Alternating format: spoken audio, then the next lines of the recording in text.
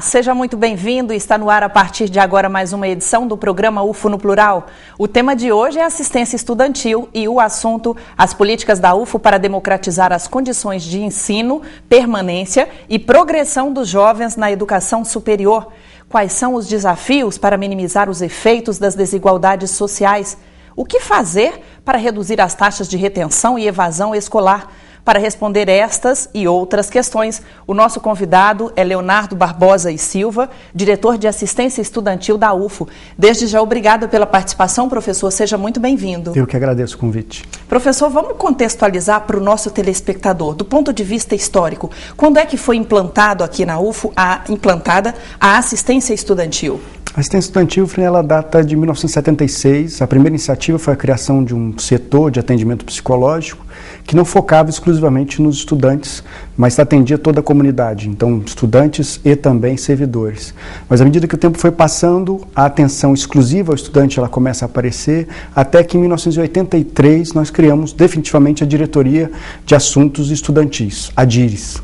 E isso a gente pode considerar uma ação pioneira, tendo em vista que a lei federal que prevê a assistência estudantil, ela é muito recente, né, professor? Além de pioneira, é muito importante destacar que a assistência estudantil, por ter um papel fundamental dentro das universidades, é importante que ela seja institucionalizada, para que ela não se transforme numa política de uma gestão, mas sim numa política da universidade. Então, quanto mais nós tivermos ações institucionalizadas, maior vai ser a presença e a permanência da política de assistência estudantil. E embasada, sobretudo, na legislação que prevê, né, o direito igualitário para todos, né? Sim, a legislação federal, ela prescreve a assistência estudantil como uma das ações fundamentais da universidade para garantir permanência. Como nós vivemos numa sociedade desigual, essa desigualdade ela transborda os muros da sociedade, invade a universidade e nós precisamos, para garantir direito à educação, formalizar a assistência estudantil. Eu queria, sem abraçar aqui nenhuma questão partidária, que o senhor dissesse para o telespectador da gestão, como é que foi essa questão do governo Lula de abraçar essa causa e tornar isso lei. Bom, o governo Lula, ele conseguiu implementar o PNAES, que era um desejo antigo de todos os setores que vivem, que militam na questão da assistência estudantil. Eu só abri um parênteses com o senhor para a gente explicar para o telespectador o que é PNAES. Sim. O PNAES é um Programa Nacional de Assistência Estudantil e ele prevê recursos do orçamento federal para assistência estudantil com regularidade de 1 ano. Então, todos os anos, as universidades, baseadas num cálculo, numa planilha que o MEC possui, ele transfere para as universidades esse recurso para que a assistência estudantil seja feita. Então, até 2007, nós não tínhamos recurso do governo federal exclusivo para assistência. Temos, o recurso vem crescendo, mas ele ainda é muito insuficiente. Sim. Quais que são as áreas prioritárias da assistência estudantil aqui na UFO? O senhor havia me contado nos bastidores que são 10 áreas. São 10 áreas prescritas pelo PNAES. Então, nós passamos pela alimentação, pela moradia, pela creche, pelo atendimento psicológico, pela questão da saúde, pelo esporte, lazer, pela acessibilidade. Todas essas áreas, de uma certa forma, elas abrangem não só uma assistência básica, ou seja, o mínimo necessário para que os estudantes permaneçam na universidade e não evadam, e também uma assistência ampliada, que envolve a formação política, a formação cultural, a prática esportiva, que são complementares, mas ainda assim são fundamentais para que o estudante possa gozar do direito à educação que ele tem. E desses 10 pilares que são lá definidos pelo PNAES, tem alguma área que a UFO não consegue atender ainda? Tem. A área da creche, então a possibilidade de nós produzirmos políticas para atender estudantes que têm filhos e que por isso tem que abandonar os seus filhos, deixar os seus filhos em casa, melhor dizendo, ou ter uma certa dificuldade para se deslocar à universidade e dar aos filhos os cuidados, isso nos dá a clara evidência de que é preciso que essa política seja implementada. Na UFO nós não temos. É claro que, ao mesmo tempo, é preciso entender que a creche ela é uma obrigação também do poder público municipal. A universidade ela não pode tomar essa responsabilidade do poder público municipal, mas, ao mesmo tempo, nós temos recursos específicos e exclusivos para garantir a creche. Também temos uma certa dificuldade de desenvolver políticas de saúde, muito embora tenhamos na área da nutrição, na área da psicologia, na área do esporte, desenvolvido algumas políticas, na área do atendimento médico odontológico, nos faltam ainda instrumentos, mas nós acreditamos que assim que a Pró-Reitoria de Assuntos Estudantis ela estiver pronta, e esse é um desejo dessa gestão, nós tenhamos completadas as 10 áreas do PNAES. Eu percebo uma deficiência também na área de acessibilidade. É fato ou será que eu estou olhando com maus olhos, professor? Não, a acessibilidade também é um gargalo que nós temos. Muito embora existam políticas de acessibilidade desenvolvidas pela DIRES, em parceria com o CEPAI, vinculado à Faculdade de Educação, é necessário que a gente reconheça a importância que a política de acessibilidade tem e formalizemos programas e projetos com mais intensidade. Então, nós precisamos reforçar os nossos esforços na área de acessibilidade também. É uma carência, a política existe, mas ela ainda é um pouco frágil diante das demandas. As demandas são enormes, né? A acessibilidade, não só ela, mas todas as áreas da assistência estudantil, elas têm demandas enormes, nós precisamos ter estrutura para cobri-las. Há pouco o senhor falou da questão de recursos, nós temos. E é suficiente, professor? Não. Os recursos do PNAES hoje, eles estão na casa de 12 milhões de reais ano. Foi o que nós recebemos esse ano de 2013. Para que nós tenhamos uma ideia, nós usávamos em torno de 7 milhões de reais para pagamento de bolsa alimentação, moradia e transporte. Com a abertura da universidade a partir das cotas e com esse calendário da greve, né, calendário de reposição, que nos obrigou a ter 3 semestres durante um único ano, tivemos 3 entradas, nós hoje saltamos para 9 milhões de reais em bolsas. Além disso, tem todos os outros projetos que desenvolvemos. Então, nós temos déficits expostos nesse ano e teremos também no ano que vem. Os recursos são insuficientes. Nós vamos falar desse déficit daqui a pouquinho no próximo bloco. Agora o UFO no Plural vai para um rápido intervalo. Continue ligado, a gente volta em instantes.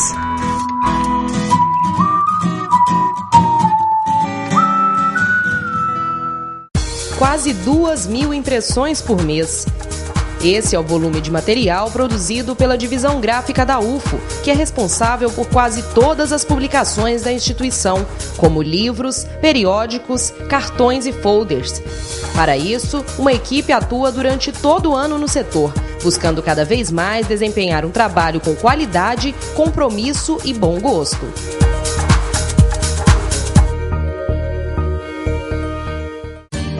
O laboratório do Hospital das Clínicas da UFO é considerado uma referência regional, com cerca de 150 funcionários e um histórico de mais de 1 milhão de exames por ano. A administração, funcionários e pacientes comemoram hoje as conquistas, incluindo o investimento na modernização e ampliação do setor. Além de Uberlândia, o laboratório atende ainda moradores de outras 30 cidades, do Triângulo Mineiro e do Alto Paranaíba.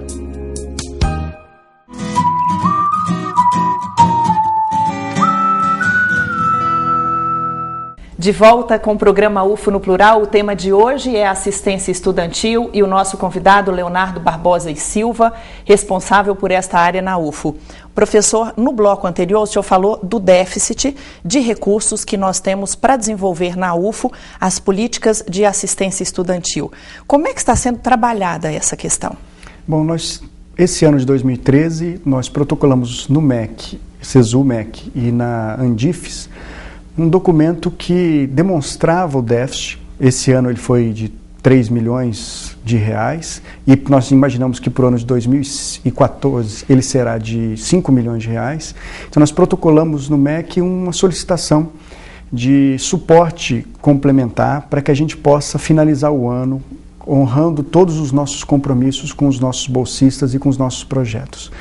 Mas, por enquanto, nós não tivemos uma resposta positiva do MEC e nós estamos tentando deslocar os recursos internamente. Para o ano de 2014, a perspectiva é um pouco pior, porque teremos maior entrada de estudantes ainda, né, em relação às cotas, em relação a essa modificação no calendário acadêmico, que ainda prevê algumas entradas de estudantes no ano que vem.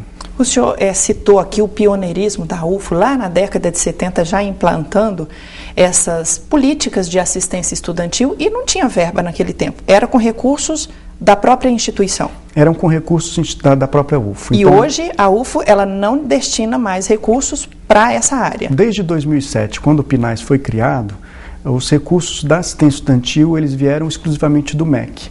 É verdade que em alguns momentos especiais a UFO, ela encarrega, ela destaca alguns recursos, mas eles não são regulares. Nós precisamos rediscutir isso internamente. Quem sabe a alternativa é essa, né? Como distribuir o orçamento e como atender esse buraco, caso o MEC ele não consiga, né, nos ajudar. E dada a importância que tem a assistência estudantil, ela é uma das ferramentas que combate a evasão, que garante a permanência. Sim. Isso é fundamental para a vida da universidade. Professor, nós temos participação popular. Vamos acompanhar? Vamos.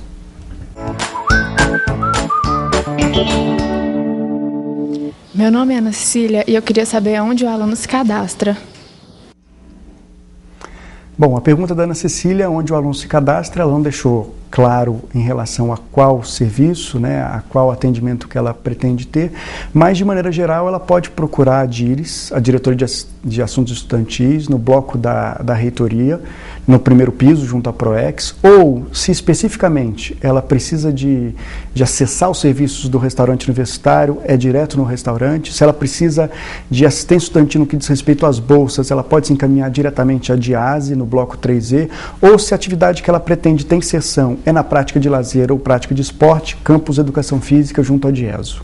Não existe aqui na UFO uma política de cadastrar automaticamente, porque certamente existem pesquisas que mostram o perfil do aluno, né? E essa assistência ela é de acordo, né, professor, com a renda que ele tem, não é isso? Sim. O cadastramento que nós fazemos, ele só pode ser feito a partir do momento que o estudante procura. É preciso fazer o requerimento. Isso, é preciso que ele nos procure. Né? Porque se o estudante ele não reivindica a assistência estudantil, nós não temos mecanismos para entender qual é a necessidade dele. Detectar essa necessidade e a partir daí dar a resposta que ele precisa.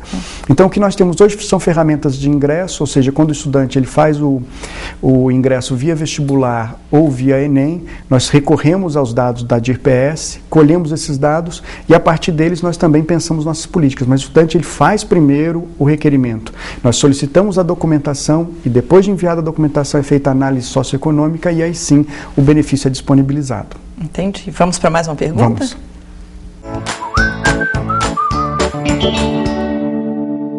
Oi, meu nome é Augusto, eu sou aluno do curso de Comunicação Social e eu gostaria de saber como que funciona a assistência estudantil nos campos de Patos de Minas, Ituiutaba e Monte Carmelo. Já chegaram lá as assistências? Sim, já chegaram.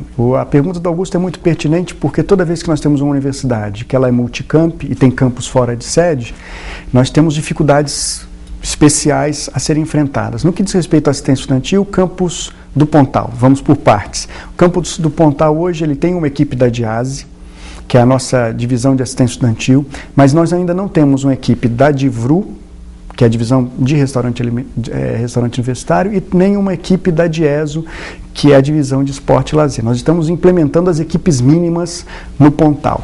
Mas nós teremos em muito breve, a nossa previsão é em março, o restaurante universitário implementado. Por enquanto, todas as políticas de assistência são feitas a partir da nossa equipe no Pontal. E os estudantes têm acesso a todas as políticas de bolsa que nós disponibilizamos também para a Uberlândia. Então, a nossa ideia é garantir a todos os campos fora de sede as mesmas políticas, os mesmos programas e os mesmos benefícios. Para o campo de Monte Carmelo, nós já estamos em fase de finalização do projeto arquitetônico do RU, do restaurante universitário de lá também. Então, também a partir do ano que vem, teremos a construção do restaurante universitário em Monte Carmelo. Temos uma equipe também de assistentes sociais e psicólogos em Monte Carmelo e Patos, mas não temos da DIVRU e da DIESO. A nossa intenção é criarmos equipes mínimas em cada campus. Uma conversa que eu tive com o professor Elmiro, e ele entendeu a necessidade, é de nós fazermos uma inversão no processo de expansão da UFO. A UFO, normalmente, quando ela faz a expansão, ela leva os blocos, ela leva os cursos, ela leva os alunos, e a partir do momento que ela percebe a demanda por assistência, ela implementa também a assistência estudantil.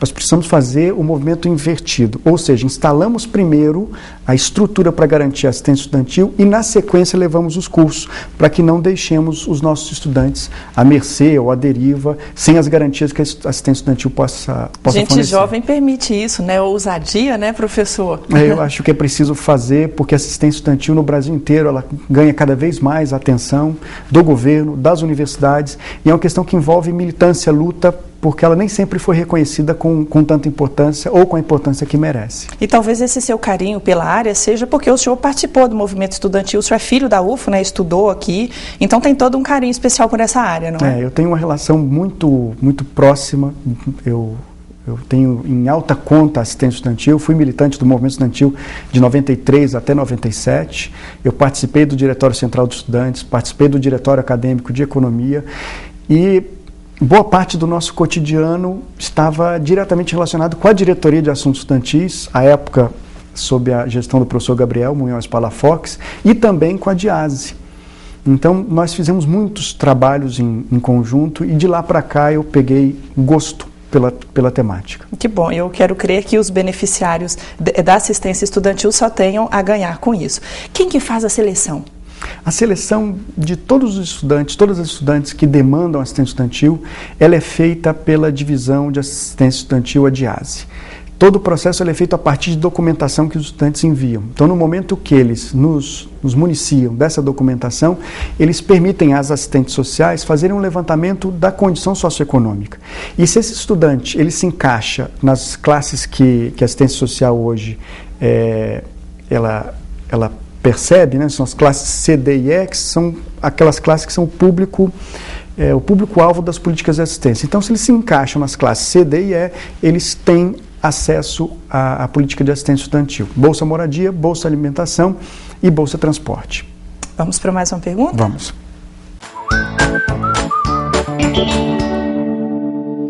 Meu nome é Sabrina, eu sou do 8º período de Comunicação Social. Eu gostaria de saber como funciona a Bolsa para o Aprendizado de Línguas Estrangeiras. Bom, a pergunta da Sabrina diz respeito a uma das políticas que nós temos para a garantia da formação plena, integral do estudante, que diz respeito à formação em outro idioma. É um movimento nas universidades do Brasil para a internacionalização da sua prática, da sua atividade. E os estudantes, quando eles têm condições vulneráveis do ponto de vista socioeconômico, a internacionalização ela fica inacessível. Então, hoje nós temos uma política de bolsa para estudantes que já são nossos bolsistas da DIASE, que têm bolsa de assistência estudantil, para que eles tenham desconto na central de línguas. A nossa central de idiomas, ela, a partir de uma parceria, ela permite que o estudante tenha até 75% de desconto nessas bolsas. Nós queremos ampliar esse serviço e levá-lo também para os campi fora de sede. Então, campus Pontal, campus Monte Carmelo e campus de Patos de Minas ainda terão esse serviço lá. Precisamos... É porque nesses 3 campi não funcionam ainda o CELI, né, professor? Sim, nós não temos a central de línguas lá. Mas já há planos para expandir? Já, estamos em negociação com o ILEO há um tempo, ele está avaliando a viabilidade, porque o deslocamento, a equipe, a coordenação, ela precisa de uma certa estrutura, e se não for possível com o ILEO, nós tentaremos outra alternativa para que o estudante tenha acesso a um idioma, a um segundo idioma. É bom ficar perguntando, mas aqui o povo tem que ter vez e tem que ter voz. Vamos para mais uma pergunta? Olá, meu nome é Ana Júlia. Eu queria saber se a assistência estudantil tem alguma ação voltada ao combate ao trote violento. Bom, Ana Júlia toca numa das questões que para mim, elas são mais caras, que é a questão da recepção dos ingressantes. A prática do trote é uma prática tradicional, histórica, ela remonta à Idade Média, quando dentro das universidades os estudantes que viviam no ambiente urbano recebiam os estudantes do ambiente rural a partir do escárnio, a partir do trote, a partir de da exclusão, violência, de uma brincadeira que tenta expor o outro como alguém inferior. O trote, o próprio nome quer dizer isso, é uma brincadeira, uma enganação. Ele tem violências implícitas, violências físicas, simbólicas, verbais, que precisam ser combatidas. Então, nós fazemos questão de afirmar para todos os estudantes ingressantes que a Universidade Federal de Uberlândia ela tem compromisso com o combate ao trote. Não só o trote violento, mas qualquer tipo de trote que expõe o estudante ao ridículo e a constrangimentos. Então, o que nós fazemos para evitar? A primeira ação é uma ação educativa, porque isso aqui é uma universidade, o espaço de reflexão não é um espaço de repressão. Então, antes de mais nada, a atividade, a ação, ela deve ser educativa. Nós, em todas as recepções de ingressantes, fazemos questão de levar a discussão sobre a natureza do trote, as implicações do trote e a necessidade de criarmos outros rituais de passagem que demonstrem para o estudante quais são os valores universitários. Nós estamos num espaço de reflexão acadêmica, científica, nós estamos num espaço de diversidade, de democracia, e são esses valores que nós precisamos transmitir para o estudante ingressante. E não a ideia de que ele vai ser recepcionado a partir do escárnio, a partir da exposição, do constrangimento. Faremos isso novamente na nossa recepção dos ingressantes, que ocorrerá... Está acontecendo essa semana, né? Está recebendo uma nova leva de alunos. Sim. Que bom. Professor, nosso bate-papo volta daqui a pouquinho. Agora o UFO no Plural vai para mais um intervalo. Não sai daí. A gente volta com mais informações sobre as políticas de assistência estudantil na Universidade Federal de Uberlândia. Já, já.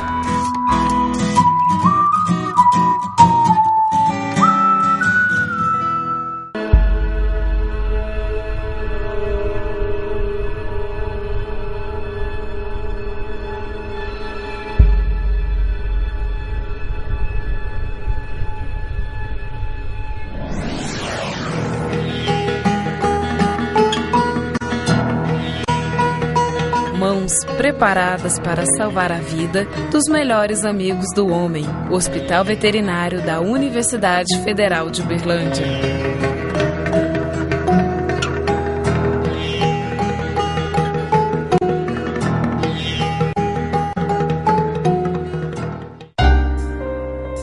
Localizado no campus Umuarama, o ambulatório Amélio Marques do Hospital das Clínicas da UFO é hoje uma referência regional no que diz respeito ao atendimento médico especializado, de média e alta complexidade. Com ética, transparência e responsabilidade social, a instituição atende por dia cerca de 1.500 pacientes de Uberlândia e de outras 30 cidades da região.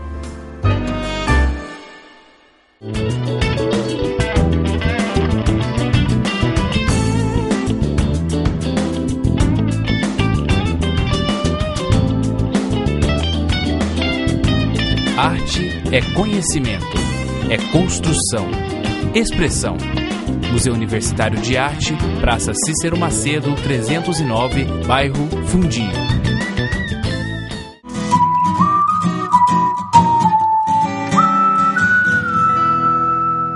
De volta com o terceiro e último bloco do programa UFO no Plural, hoje falando sobre as políticas de assistência estudantil da UFO. Comigo aqui no estúdio, Leonardo Barbosa e Silva, responsável por este setor na UFO. Para ganhar tempo, vamos direto para uma participação popular, professor? Mais algumas, vamos lá.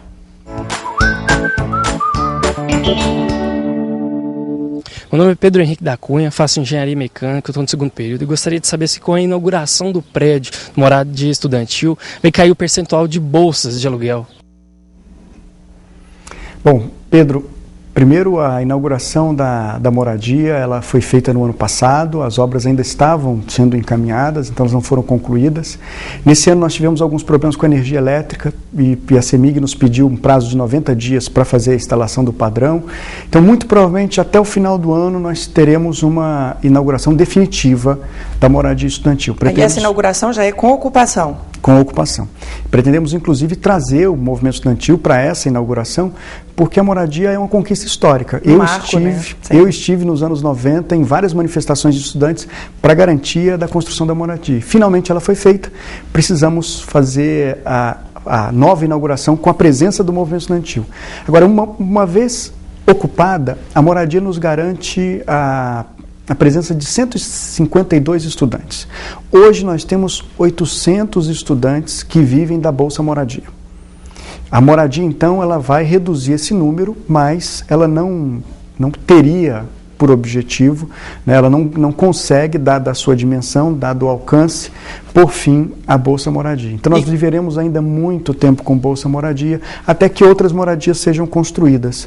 O público é muito maior, a demanda é muito maior do que a capacidade instalada nessa moradia. Sim. Tem mais perguntas para o senhor?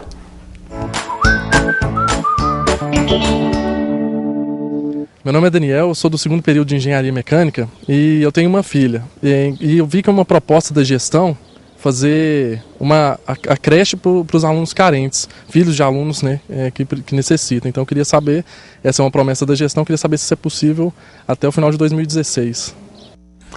Bom, Daniel, os compromissos que estão na carta do programa, eles são pontos fundamentais e não serão retirados de lá enquanto nós não tivermos concretizados todos eles. Então, nós imaginamos que, a partir do levantamento de demanda, isso já foi solicitado, nós estamos levantando a demanda para a creche. Então, os nossos discentes, que são atendidos por bolsa, nós estamos pesquisando para saber quantos têm filho, em quais condições, qual é a idade, e assim que esse estudo estiver pronto, nós vamos implementar a política de creche. Nós ainda não temos certeza se será construída uma estrutura, então teremos uma creche, né, com uma estrutura física, ou se nós vamos utilizar a política de bolsa creche, o que permitiria ao estudante ter recursos para pagar a creche e acessá-la a partir do serviço disponibilizado pela Prefeitura Municipal. Uhum.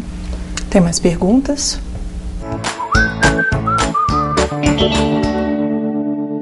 Oi, meu nome é Lucas, sou do 5º período da Ciência da Computação. Eu gostaria de saber quanto que a UFO recebe por mês para assistência estudantil. Bom, Lucas, nós recebemos anualmente 12 milhões de reais. Esse é o orçamento que a UFO recebe para assistência estudantil. E ele vai variar de universidade para universidade dependendo do número de estudantes que são ingressantes, número de estudantes que frequentam cursos noturnos e número de estudantes que são formados. Então é fundamental, inclusive para a assistência estudantil, que nós aumentemos o número de estudantes graduados na UFO, né? O número de estudantes que se formam. Então, para isso a assistência existe, para garantir que esses estudantes não evadam durante o curso. Quanto maior for o número de estudantes, maior será o recurso. Ele é proporcional a essas variáveis. O recado para o aluno vamos ficar até o final, gente. Sim, e que nos cobrem as políticas para garantir a presença deles até o final. Que bom. O nosso tempo está quase acabando, mas eu quero que o senhor responda ainda mais uma pergunta.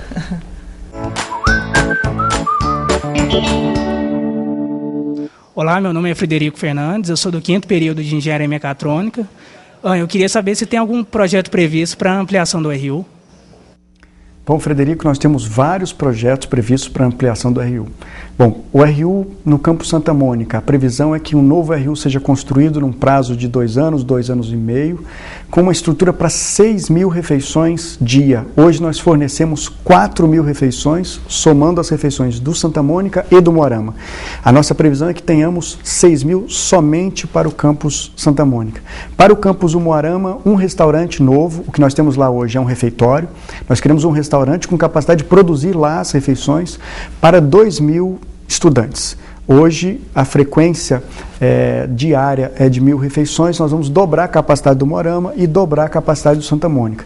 Para o Pontal, o restaurante, como eu disse no bloco anterior, ele está saindo, a licitação está terminando, então nós teremos, num prazo muito curto, a presença do restaurante lá até março. No Monte Carmelo também o restaurante está sendo planejado, nós temos o projeto arquitetônico sendo feito, e para Patos precisamos resolver a situação do campus. Então, uma vez resolvida a situação do campus, também faremos a intervenção para a criação de um restaurante universitário lá. As refeições são as básicas servidas aqui? Só almoço e jantar, professor? Como funciona? Nós temos 3 refeições: café da manhã, almoço e jantar. O almoço e jantar é acessível a toda a comunidade universitária, mas essas refeições são gratuitas para estudantes que são assistidos pelas nossas políticas. Então, eles podem ter ou o café da manhã e o almoço, ou café da manhã, almoço e jantar, dependendo de como ele se enquadre naquelas classes. Dentro do perfil, né? Dentro do perfil socioeconômico. Professor, foi muito boa a sua participação aqui, quero agradecer, te desejar boa sorte, porque já que o senhor atende um público, pensando que a gente tem 24.000 alunos e 44% deles, em média, dependem da assistência estudantil, o senhor tem um desafio grande pela frente. Boa sorte para o senhor, muito obrigada. Eu agradeço o convite, sempre que precisarem da assistência estudantil, nós estaremos aqui para prestar os esclarecimentos. Que bom. O programa UFO no Plural termina agora. Você que está em casa, muito obrigada pela preferência. Lembrando que na semana que vem, às 10 da noite, eu estarei de volta com um tema de interesse público. Aproveite bem o seu tempo, um abração e até lá.